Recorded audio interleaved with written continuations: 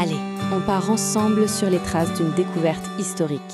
C'est une véritable enquête mondiale qui a révélé une façon de manger qu'on a peut-être totalement oubliée.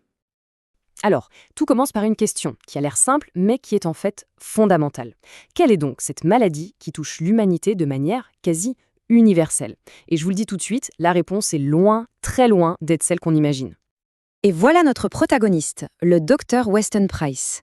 Imaginez un peu, dans les années 30, ce dentiste entreprend un voyage, mais un voyage extraordinaire. Pas en tant que touriste, non, plutôt en tant que détective, à la recherche de la cause de ce mystérieux mal universel. Alors, plongeons tout de suite dans les premiers indices que le docteur Price a découverts lors de son enquête autour du monde. Premier arrêt, la Suisse. Imaginez des vallées isolées, comme le Lechtental. Là-bas, les habitants consommaient ce que la terre leur donnait, des produits laitiers locaux, du pain de seigle complet. Résultat, une santé dentaire parfaite.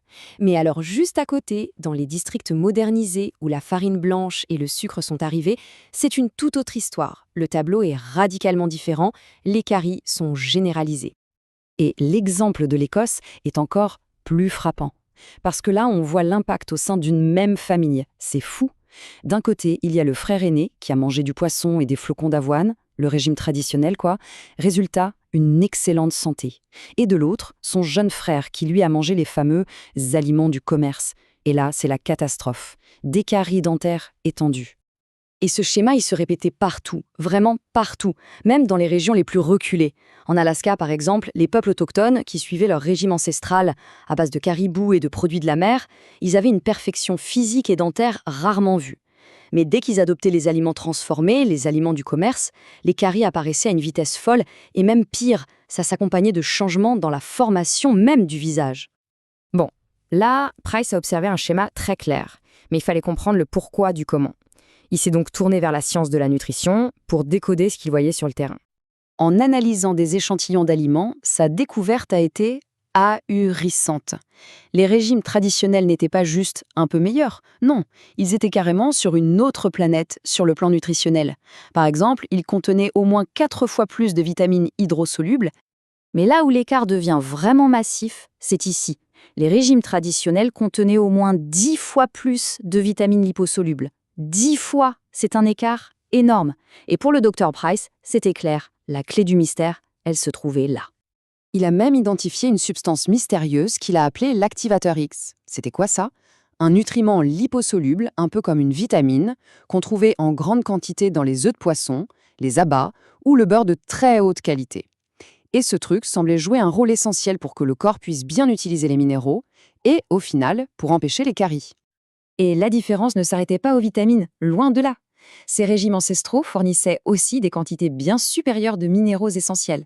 On parle de parfois jusqu'à 28 fois plus de magnésium. La conclusion était donc limpide. La clé, c'est la densité nutritionnelle, pas juste la quantité de nourriture.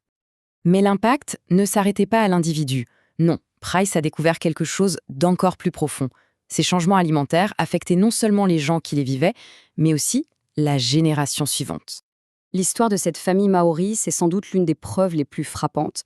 Le premier enfant, né quand les parents mangeaient encore de façon traditionnelle, était en parfaite santé.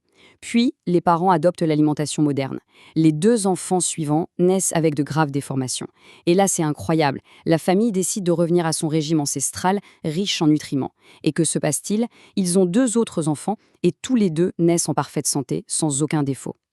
Donc après avoir parcouru le monde, de l'Afrique au Pérou, et rassemblé toutes ces preuves, le Dr Price est arrivé à une conclusion.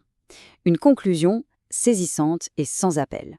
Ce qu'il voyait dans ses découvertes, c'était un message clair. Pour lui, cette dégénérescence physique très rapide qu'il observait partout où les aliments modernes étaient introduits, c'était un avertissement, une sorte d'indication qu'il fallait obéir aux lois de la nature.